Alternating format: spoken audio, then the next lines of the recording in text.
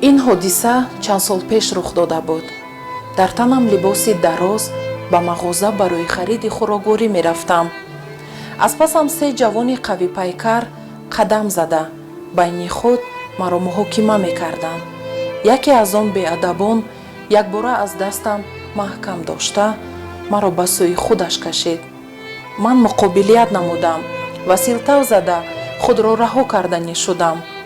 او به غضب آمده از پشت گردنم محکم داشت، اما من باز هم تسلیم نشده گریخته به مغازه در آمدم و شکرانه کردم که خلاص شدم. ولی لحظه نگذشته آن اوباش بدنمود در مغازه پیدا شد و باز مثل کنه به من چسبید. وقتی که خرید را تمام کرده از مغازه برآمدنی شدم، پیش راهم را گرفت. خواستم تله زده از سر راهم دورش سازم، اما وی مرا پیشپایی داد و به زمین افتیدم. او با پایش دستی مرا چنان زیر کرد که خیال کردم پنجه هایم مجق شدند. چشمانم از شدت درد حوضی آب گشتند. رفیقش و فروشنده های مغازه این حالت را مشاهده نموده کمک نکردند.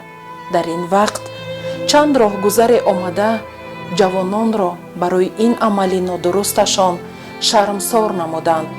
بعد از این آنها مرا آرام گذاشتند.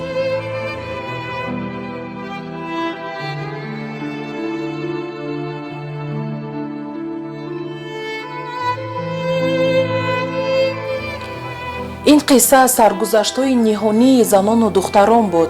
متاسفانه چنین حادثه ها در حیات زنان و دختران زیاد روی می‌دهند.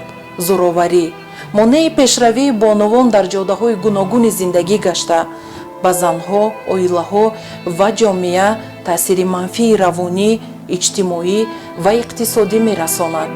پس بیایید در یکجایگی بر ضد خشونت علیه زنان و دختران در جای کار، در جایهای جمعیتی و عائله مبارزه برده این پدیده نامطلوب را ریشه‌کن نماییم.